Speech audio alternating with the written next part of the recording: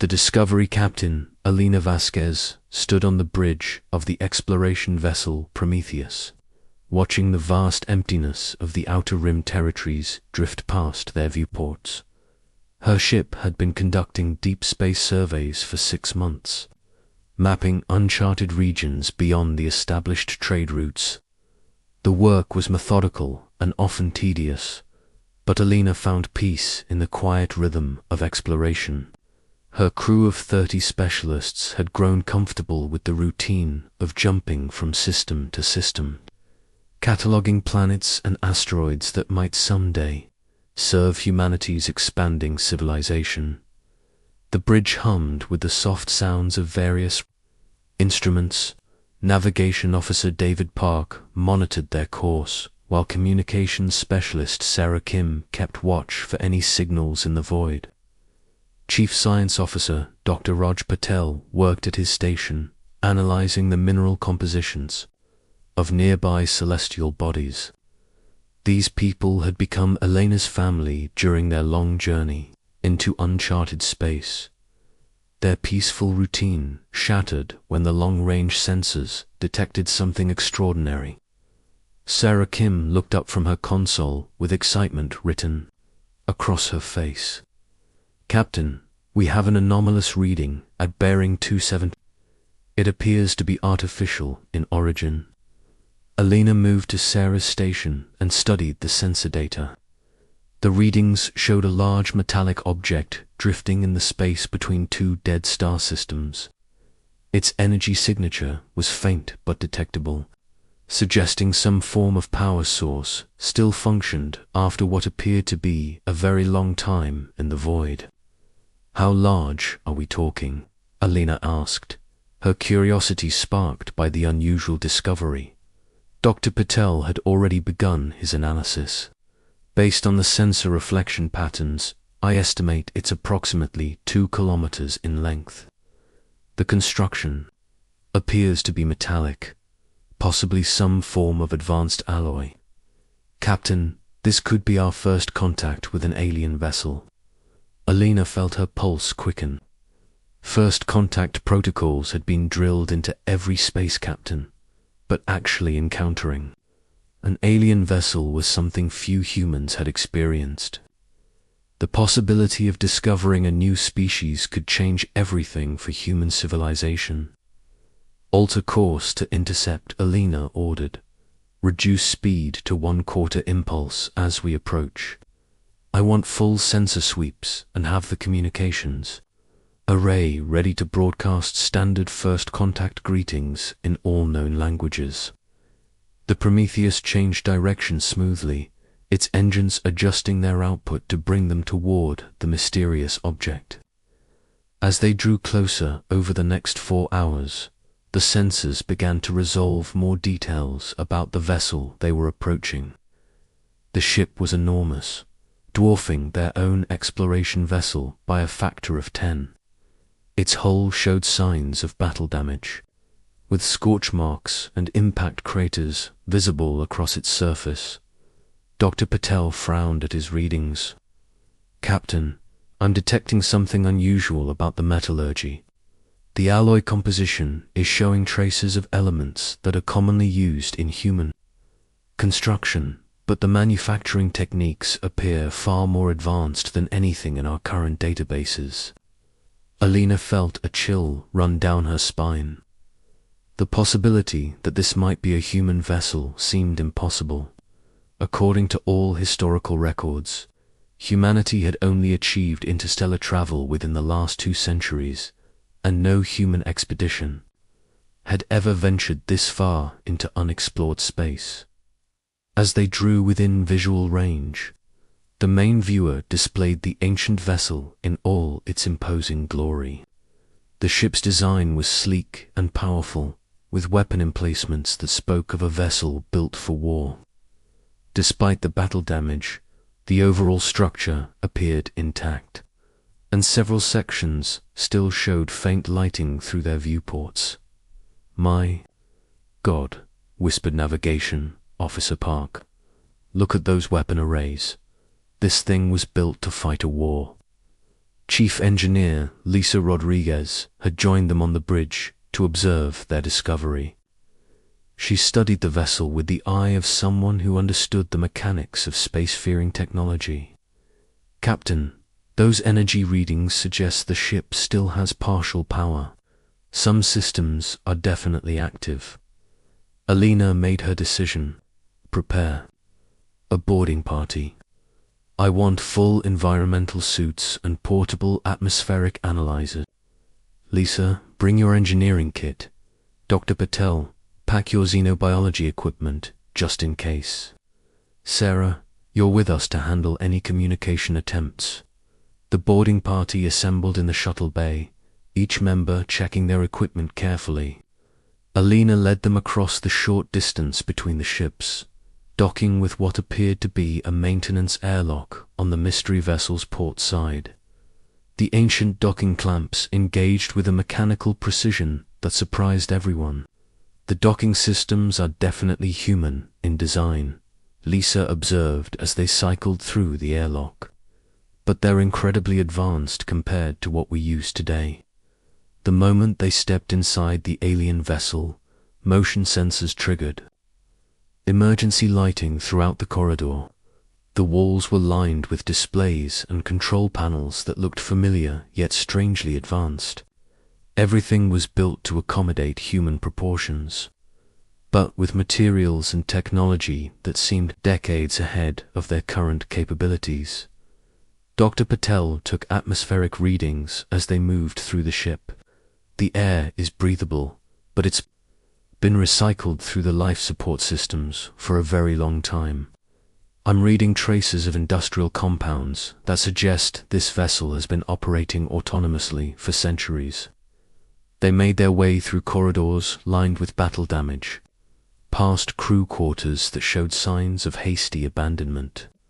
Personal belongings were scattered throughout the ship, and Alina noticed photographs and personal items that were unmistakably human in origin. When they reached the ship's bridge, they found a sight that stopped them in their tracks. The command center was vast, with dozens of control stations arranged in a semicircle around a central command chair. Seated at various stations were the preserved remains of what had clearly been a human crew. The bodies were perfectly mummified, as if the ship's life support had maintained them in their final positions for centuries. Sarah, Kim approached one of the communication stations and found a nameplate that made her hands tremble. "Lieutenant Commander James Walsh, Terran Deep Strike Force," she read aloud. "Captain, this is definitely a human vessel, but I've never heard of any organization called the Terran Deep Strike Force." Alina moved to the captain's chair and found similar identification. The nameplate read Captain Robert Sterling, TD's Retribution. She looked around at her team with growing amazement and concern. "According to our historical records, no human organization by that name has ever existed." Dr. Patel was already connecting his portable computer to the ship's data systems, trying to access whatever records might still be stored in its memory banks.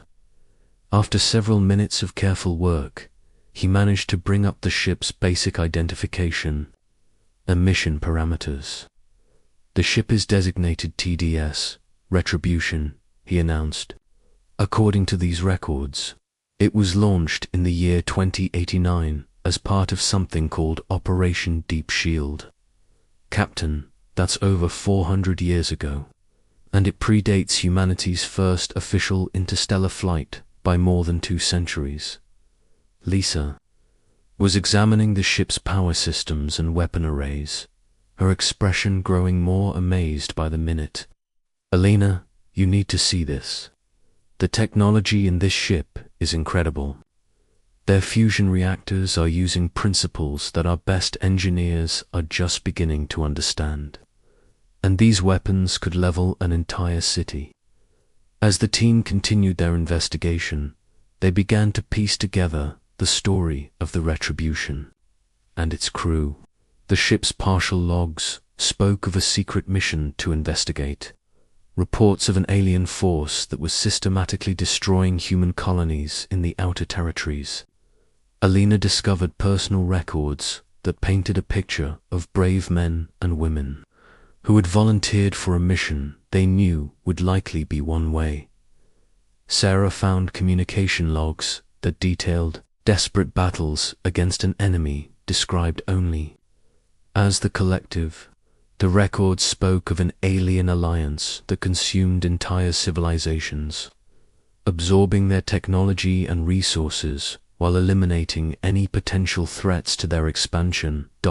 Alina realized they had stumbled upon one of the most significant discoveries in human history. This ship and its crew represented a lost chapter of their civilization, a time when humanity had reached far beyond its known borders to face a threat that few people knew existed. But as Dr. Patel worked to fully activate the ship's computer systems and access more of its databases, something unexpected happened. Deep within the vessel, automated systems that had been dormant for centuries began to respond to their presence. In the ship's medical bay, life support pods that had been maintaining a single occupant through the long years of drift suddenly activated their revival protocols. Alina and her team rushed to the medical section when their sensors detected the massive power surge. They found banks of advanced medical equipment humming with energy, and at the center of it all was a cryogenic pod containing a human figure. Through the transparent surface, they could see a man in his 40s wearing a uniform similar to those worn by the crew they had found on the bridge.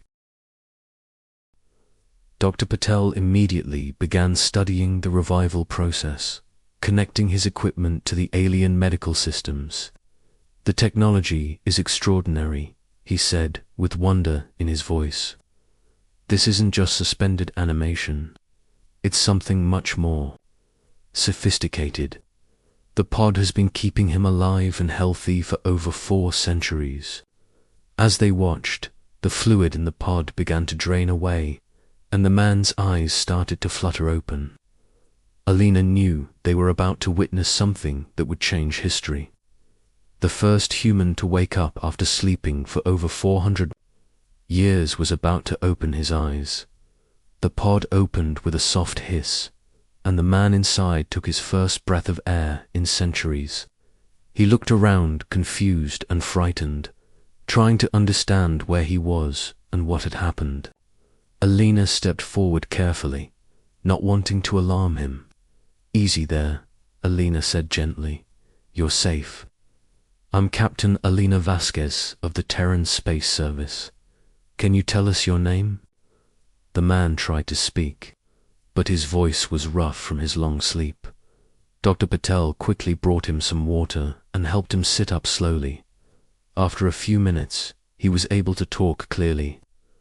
"Commander Marcus Chen," he said, looking at Alina and her team with confusion. "TDS, Retribution, Terran Deep Strike Force. What year is it? Where is my crew?" Alina felt her heart sink as she realized she would have to tell this man that everyone he had ever known was long dead. "Commander Chen, this is going to be difficult to understand. The year is 2493. You've been asleep for over 400 years. Marcus Chen stared at Alina in shock, unable to process what he was hearing. "That's impossible," he said. "We were only supposed to be in emergency stasis for a few months at most. We were heading back to Earth to warn them about the Collective." Sarah stepped forward, her recorder still documenting everything. "Commander Chen, we found your crew on the bridge. I'm sorry, but they didn't survive. You're the only one left." Marcus closed his eyes and was quiet for a long time. When he opened them again, Alina could see the pain and loss there, but also a determination that spoke of a strong character forged in battle. "Tell me about Earth," Marcus said. "Did we make it? Did humanity survive the Collective?" "Earth is thriving," Alina told him with a smile. Humanity has spread to hundreds of worlds. We have a peaceful civilization that spans dozens of star systems. But Commander, we need to know about your mission. What is the Collective? Marcus Chen's expression grew dark and serious. The Collective is why we came out here. They're an alliance of machine intelligences and organic species that consumes any civilization that might eventually challenge them. They strip entire worlds of resources and technology, then move on to their next target. He stood up slowly, still weak from his long sleep, but determined to continue. We received distress signals from human colonies that were being destroyed. Earth's secret deep space program sent us to investigate and find out if humanity was in immediate danger. Dr. Patel was taking detailed notes as Marcus spoke. What did you discover out there?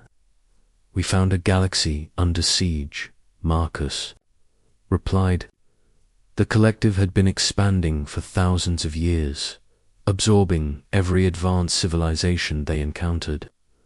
They had technology far beyond what Earth possessed when we left. But we managed to capture some of their equipment and reverse it. Lisa's eyes lit up with understanding. That's how your ship is so advanced. You combined human ingenuity with alien technology. Not just combined, Marcus said with pride. We improved it. Human creativity and alien efficiency merged too. Create something neither side had seen before. The Retribution became one of the most powerful warships in the galaxy. Marcus began walking toward the door, wanting to see his ship and assess its condition after so many centuries. The others followed as he made his way through corridors he knew by heart, even after 400 years of sleep. We fought them. Across a dozen star systems, he continued. Every victory brought more species to our cause. We were building a coalition to stop the Collective's expansion. But in our final battle, we were outnumbered 50-1. We had to buy time for our allies to escape. When they reached the bridge, Marcus stopped at each station where his former crewmates sat, preserved in death. He said goodbye to each one quietly, his voice filled with grief for friends he would never see alive again. Alina watched this display of loyalty and mourning with deep respect. Commander, what happened in that final battle? How did you end up lost in space? During the fight, our navigation systems were damaged by a collective weapon that created spatial distortions, Marcus said, settling into his old command chair. We ended up lost between dimensions, and the crew was dying from exposure to exotic radiation. I put everyone in stasis and programmed the ship to try to find its way back to normal space. Sarah was recording everything, knowing that this story would revolutionize human understanding of their own history. But the stasis pods failed. All except mine, Marcus said sadly. My crew gave their lives so that humanity would have a warning. They died hoping that somehow their sacrifice would protect Earth and the colonies.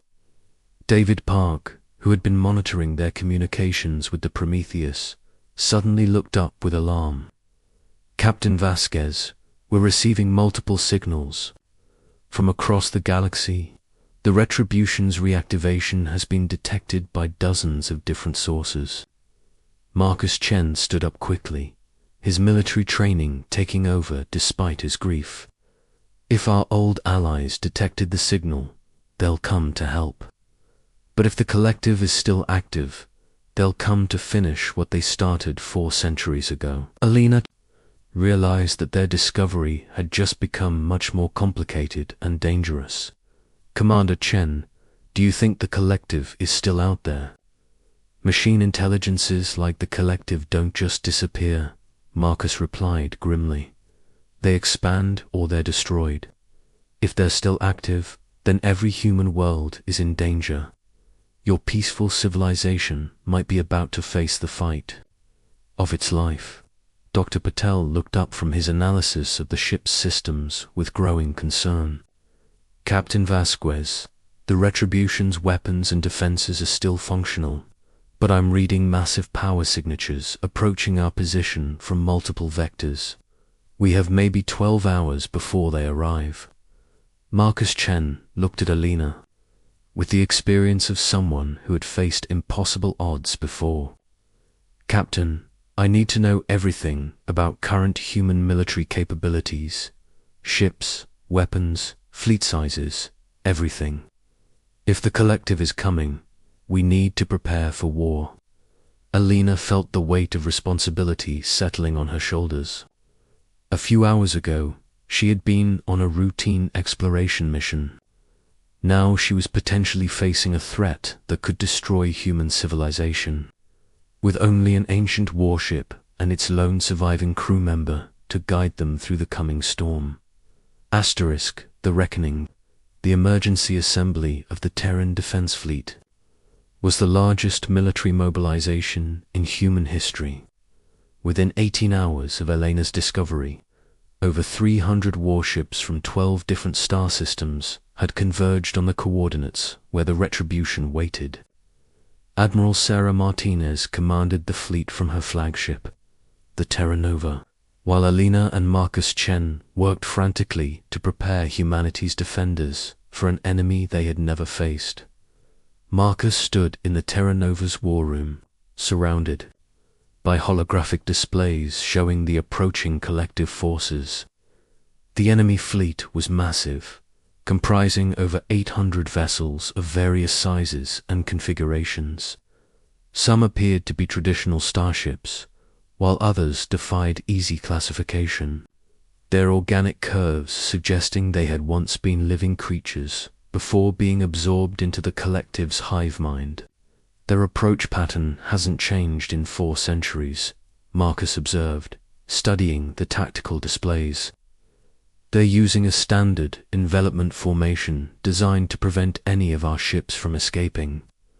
The collective doesn't just want to defeat us, they want to capture our technology and add it to their arsenal. Admiral Martinez was a veteran of numerous border conflicts, but nothing in her experience had prepared her for this scale of threat. Commander Chen, what are our chances of victory with conventional tactics? Marcus looked at the fleet composition data that Elena's team had compiled. The human ships were well armed and their crews were brave, but they were facing an enemy with superior numbers and technology that had been refined through countless conquests. With conventional tactics, we'd lose, Marcus said honestly. The collective adapts to every strategy they encounter. By the time we inflict significant damage, they'll have analyzed our weapons and developed countermeasures. We need to do something. They won't expect. Dr. Patel had been working around the clock to integrate the Retribution's ancient systems with the modern fleet's technology. His analysis revealed possibilities that no one had anticipated. Admiral, the Retribution's weapons operate on principles that our current technology can enhance. If we create a tactical network linking all our ships, we can amplify the ancient vessel's firepower through our entire fleet. Captain Alina Vasquez had been coordinating between the various fleet elements, ensuring that every ship understood the unprecedented nature of their situation. The integration is possible, but it will require perfect timing. We'll have one chance to surprise them before they adapt. Admiral Martinez opened communication channels to the approaching fleet, following first contact protocols, despite Marcus's warnings about the futility of negotiation. This is Admiral Sarah Martinez of the Terran Defense Fleet. You are entering human space without authorization. State your intentions. The response came not as words, but as a flood of data that overwhelmed the communication systems. The collective's message was transmitted directly into the minds of every human in the fleet. A psychic assault that left many crew members reeling with disorientation and fear. "We are the collective. Your resistance is inefficient. Your technology will be absorbed. Your species will serve our purpose. Surrender and your assimilation will be swift." Marcus had experienced this psychological warfare before and was ready for it. "Admiral, they're trying to break our morale before the battle even begins. Don't let them get inside your head. Remember, they've tried this approach on thousands of species and were still here after 400 years. The battle began with a massive barrage from the collective fleet. Their weapons fired streams of energy that seemed to bend space itself, creating gravitational distortions that pulled human ships out of formation. Several frigates were destroyed in the opening salvo, their hulls crushed by artificial gravity wells before their crews could react. "All ships, execute defensive pattern Delta," Admiral Martinez ordered. "Focus fire on their forward elements and maintain formation integrity." The human fleet responded with discipline and courage, their weapons creating brilliant displays of destruction as they struck collective vessels. But for every enemy ship they destroyed, 2 more seemed to take its place. The collective's ability to rapidly repair and reconfigure their forces was becoming apparent. Marcus Chen took his position at the restored command center of the Retribution, his hands moving across controls he had not touched for 4 centuries. The ancient warship systems came online with a deep thrumming that resonated through its massive hull. Weapon arrays that had been dormant for ages began to charge with barely contained energy. "Alina, are your people ready for the network integration?" Marcus asked through the communication link. Captain Vasquez was coordinating the complex technical procedure from her position aboard the Prometheus. "All ships are standing by, Marcus. Dr. Patel has confirmed that the integration matrix is stable. We're ready on your signal." The Retribution moved into the center of the human formation, its ancient engines propelling it forward with surprising grace for such a massive vessel. As it took position, every human ship in the fleet established a data link with the ancient warship's tactical systems. The effect was immediate and dramatic. The Retribution's weapons, enhanced by the combined power of 300 modern starships, fired beams of energy that cut through the collective formation like swords through paper. Enemy vessels that had seemed invulnerable to conventional weapons were destroyed in single shots, their advanced defenses overwhelmed by the unexpected combination of ancient design and modern power. "My God," breathed Admiral Martinez. "It's working. The collective ships can't adapt fast enough to counter the hybrid technology." But the collective was not defenseless. Their command vessel began broadcasting a signal that caused some of their damaged ships to merge together, creating larger and more powerful constructs. The enemy was adapting, just as Marcus had warned they would. "They're beginning to understand our strategy," Marcus announced. "We need to press our advantage while we still have it. All ships target their command vessel. If we can disrupt their coordination, their individual units will become less effective." The human fleet concentrated its fire on the massive collective command ship, their combined weapons creating a storm of destruction around the enemy vessel. The ancient alien construct's defenses were formidable, but the sustained barrage began to take its toll. Sections of the command ship's hull began to buckle and fail under the relentless assault. Suddenly, the collective command vessel launched a desperate counterattack. It fired a weapon that created a massive spatial rift, threatening to tear apart the fabric of space itself. The gravitational distortion began pulling human ships toward destruction, and it seemed that the enemy's final gambit might succeed. Marcus Chen made a decision that would have been impossible for any other human commander. Drawing on his 4 centuries of experience and his intimate knowledge of collective technology, he piloted the Retribution directly into the spatial rift. The ancient warship's exotic matter containment systems, originally reverse-engineered from collective technology, began to absorb and redirect the destructive energy.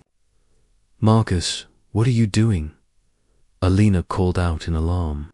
"What my crew died to make possible," Marcus replied calmly.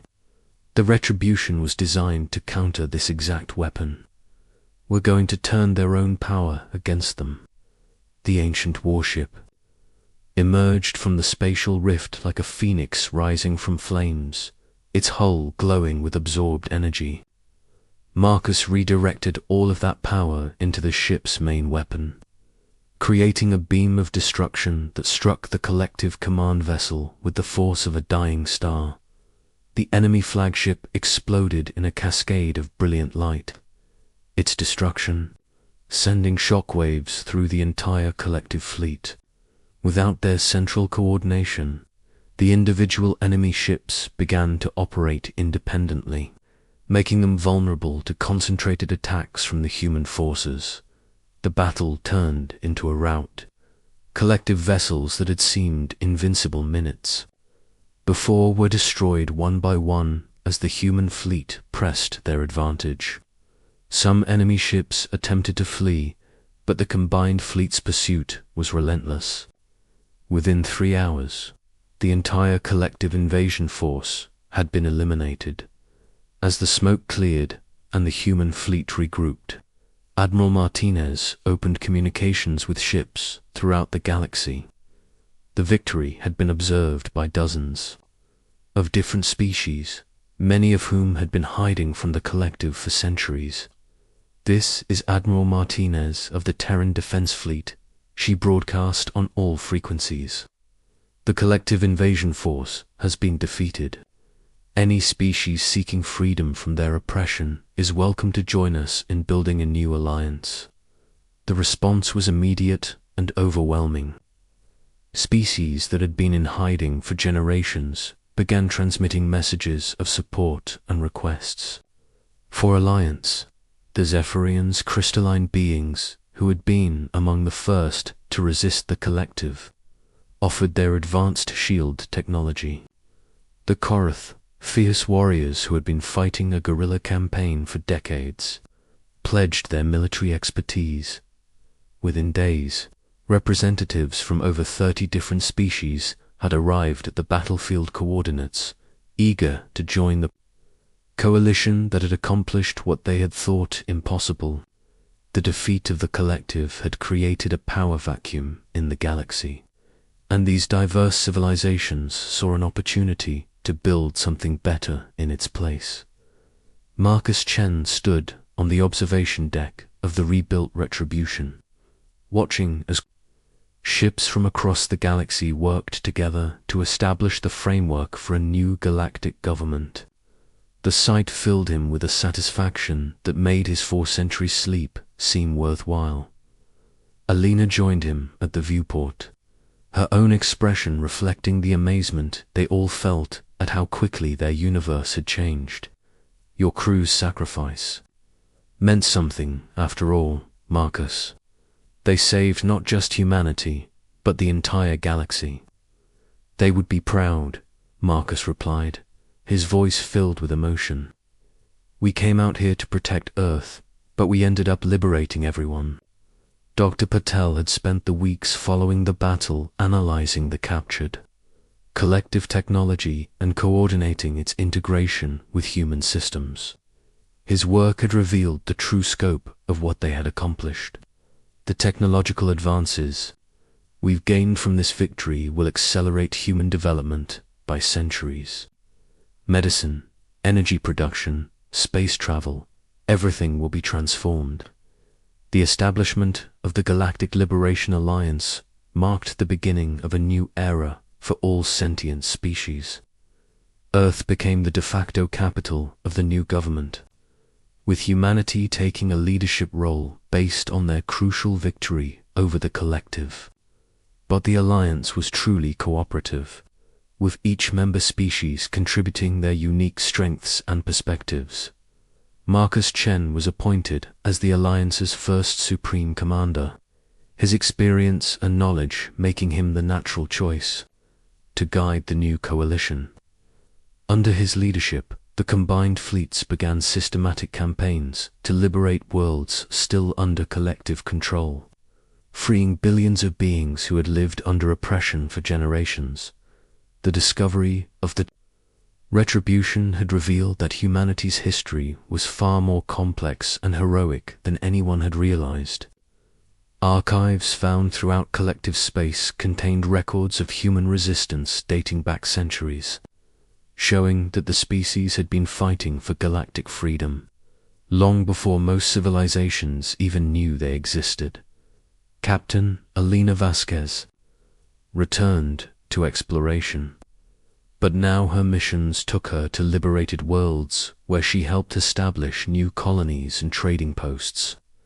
The peaceful expansion of civilization that had been her dream was finally becoming reality, made possible by the sacrifice of heroes she had never known existed. The ancient warship Retribution was preserved as a monument to the courage of its crew and as a symbol of what could be accomplished when different species worked together. Visitors from across the galaxy came to see the vessel that had changed the course of history, and to learn about the humans who had refused to surrender even when facing impossible odds. As the alliance grew stronger and the last collective strongholds fell, the galaxy entered an age of unprecedented peace and prosperity. The dark period of fear and oppression was ending, replaced by cooperation and mutual respect among the diverse species that shared the stars. Marcus Chen often visited the memorial chamber where his original crew was honored, reminding himself that their sacrifice had made this new golden age possible. The future they had died to protect was now reality, and their names would be remembered.